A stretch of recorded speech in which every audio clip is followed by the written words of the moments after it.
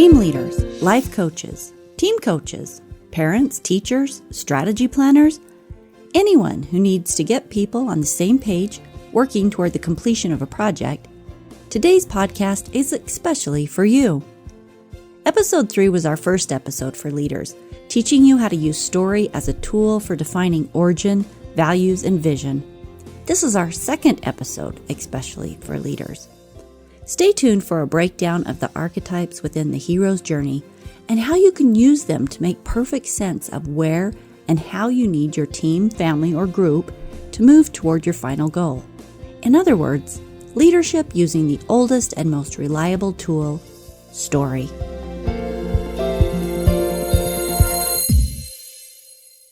Welcome to the Love Your Story podcast.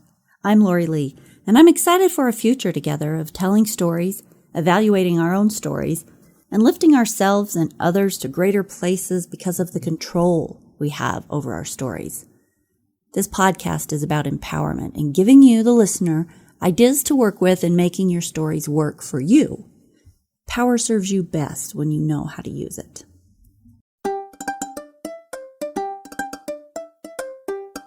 When you are a leader, you know how challenging it can be to lead a group of individuals toward a goal. There are different ideas, personalities, viewpoints, skills, and agendas. Not everyone has the skill to lead, but those who do, and do it effectively, know that it takes skill, judgment, patience, planning, and tools. Today, I'll open the story toolbox and put a new tool in your hot little hands.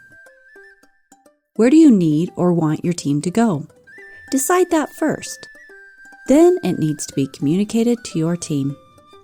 Along with this information, you need to show them what to expect, what they will be up against, what it will take to get there, and why they want to embark on this in the first place. This is how it's done. Get out your notepad. You'll want to take notes. Today I'm going to break down the hero's journey into 6 parts. These 6 parts, when taken separately, allow you to use the archetypes within the typical hero's journey to build an effective and exciting leadership approach for your next big undertaking. It will allow you, as the one leading others to the end of the rainbow, to help your team, group, or family get excited about what's ahead, understand the goals they are striving for, break down tasks, and develop strategies for success, pinpoint the obstacles or dragon to be overcome, and get excited about the reward at the end of the accomplishment. Let's jump right into these 6 parts and how to use them. First, any good adventure starts out with an invitation. This is the call to adventure. In Star Wars, Princess Leia sent out her invitation or call for help through a hologram in R2-D2. In The Hobbit, Gandalf extends the invitation to Bilbo through a visit to his front door. In Harry Potter, Harry receives a written invitation from Hogwarts. In The Hunger Games, the capital holds the reaping. The call to adventure is big and real, and those involved know an adventure is beginning. This is the place to start, a clear, bold invite into the path of your adventure toward self-improvement, a family vacation, a service project, getting a new sales account, beating out the competition, taking state with your school team, whatever your adventure you and your team are on. This is where it starts out with a call to action. Make it fun, make it clear, make it bold. The second part of the hero's journey is an explanation of the world we are in. Once you've invited your team members to place their feet on the rocky path of adventure, you, as the leader, must then ground your team in their starting point, the world as it is now. Talk about the current reality and what needs to change. Are the hungry in your community suffering and you want your youth group to help hand out burritos to the homeless? Has the high school across the valley held the state title for too many years? Is it far past time to change your company's image of being environmentally insensitive?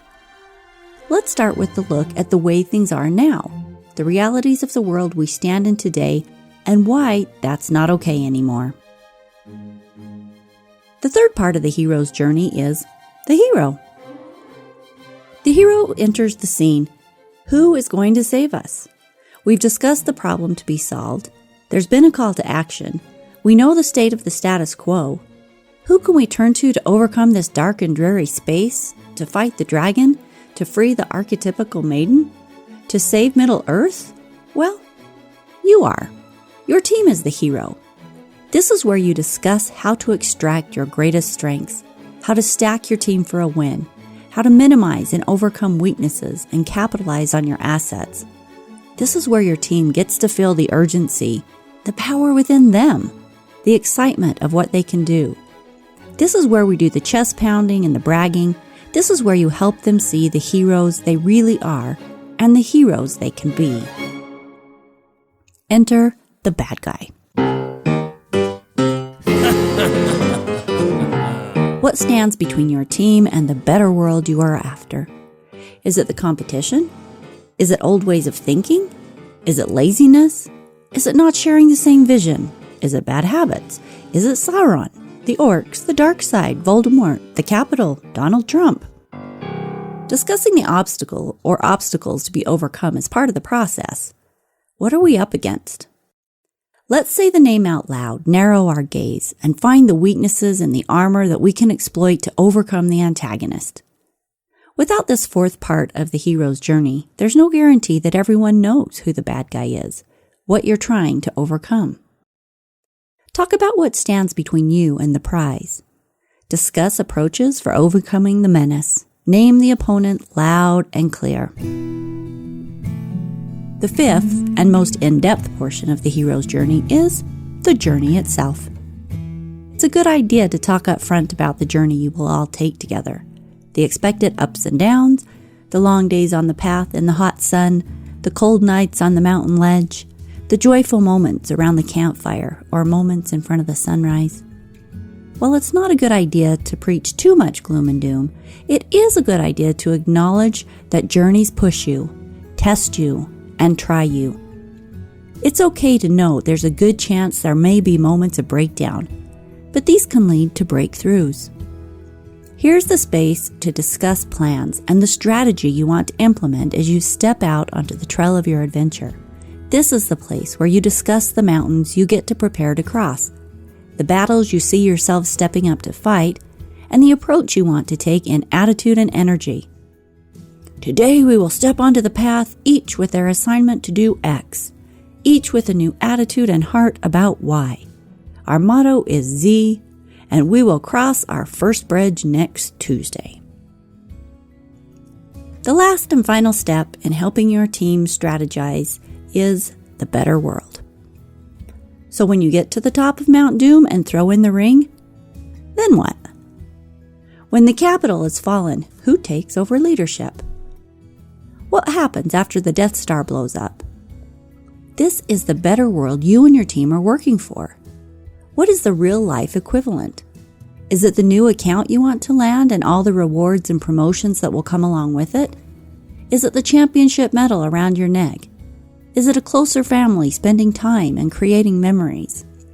Is it a dream realized, a job landed, $1 million made, a new community event created? This is the part where you get to show, not tell, the team what lies in store after the perseverance through the swamps of the journey, what they get when they break through the breakdowns. This is the carrot dangling at the end of the stick. This is where we talk about why we are headed out on the journey in the first place. This is what they will think back on during the hard times, so make it clear and exciting. It's a simple idea when it's all broken down. Its power comes in the vision setting, the strategy, getting everyone on the same page without pulling punches. When we watch movies or read stories, it's pretty normal to put ourselves in the role of the main characters. It's why we cry or feel melancholy when sad things happen in a story, because we're automatically experiencing vicariously what the characters are going through. Getting to approach a potentially difficult project with the idea of the hero's journey fueling our perception of the challenge really isn't all that far-fetched. It may be even a shot in the arm instead of the usual boring approaches that perhaps haven't worked so well in the past.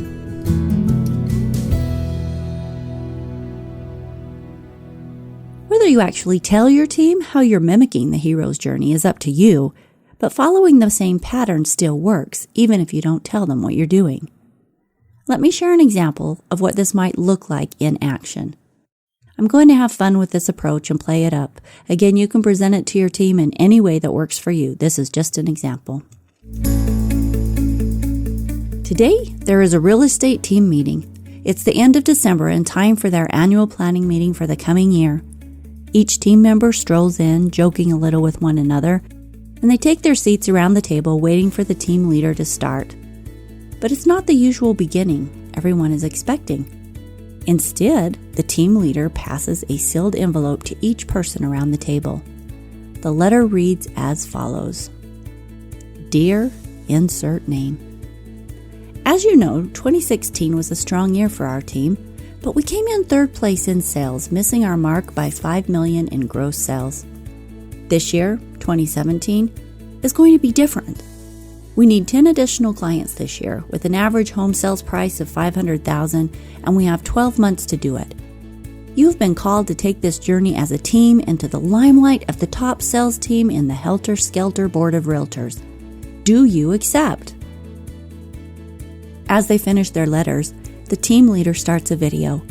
As the video fills the screen with music, information on the current lending climate, current interest rate trends, the real estate projections for 2017, and the strength of the buyer's market that they will be experiencing in the coming year flood the room. As the video concludes, the team leader looks at each one of them. You, he says as he pounds his fist on the table, you are the men and women who are going to make this happen. Music swells in the background as the video transitions into superhero music. Our team is one of the strongest sales teams to work in this market. We have a buyer specialist, he points at Jane. We have 2 listing specialists, he points at Tyler and Stacy. We have our marketing specialists and Tim, who keeps us all organized and the paperwork filed. We are one fine oiled machine. You are the heroes stepping out to set records and bring home awards. We provide top client service and are trained with everything we need to walk away with top sales team this time next year. He mutes the music and his tone changes. Last year, he starts off, Sweden and Blakely took top sales team. They've got nothing on us, but they are lean and mean and hungry. If we're going to outsell them, we're going to have to step up and follow up our game. Take customer service to the next level, and I think we should put some focus into grooming referrals. What are your thoughts? When the group is finished talking about the ways to outpace the competition, the discussion changes to the journey. The team leader talks about the potential ups and downs, the check-in schedules, how to overcome hard days, and what role each will play moving forward. They plan milestones and meetings, set up stretches. When they are clear on their strategy for the year, the team leader asks them to close their eyes and envision the glass winner's plaque sitting over their desk. He walks them through the things they can buy with the extra commissions earned, and equally important, he helps them visualize the relationships they will build with clients old and new as they improve their levels of service. He finishes off on an excited and fun tone that guides them to a vision and celebration of what they are going to get, where they are going to be, and the feelings involved with those rewards. Before they have finished, the vision is clear in their minds and they can see and feel the success. Unbeknownst to the team leader just took them on the hero's journey. For you and the group you lead, this approach can look however will best serve your team. Play it up, play it down, call it the hero's journey, or never let on that you're following a pattern. You get to make it work for you and your situation. When a person is in charge of taking a group of people from point A to point B, there are a few things that are crucial to the process. Helping those people to get the vision of what they are working for, getting them on board and excited, empowering them in their roles, helping them to know what needs to be accomplished, and either letting them know how it gets to be done or using the team expertise to determine how it gets to be done, and then getting excited about the rewards that can be gained from their efforts. The hero's journey archetypes set a perfect pattern for being able to lead and achieve these goals. As you implement this tool into your leadership, I'd love to hear about your stories of how this works for your team, family, or whomever you are leading, and what you learn in the process. Please share your stories with me by going to www.loveyourstorypodcast.com and going to the Contact Us page and sending me a note. If you are interested in learning more leadership tools through the use of story, drop me a line on that also. Have fun telling your stories this week and using story tools to change the world in all the best ways. See you next Wednesday when the next episode hits the airways.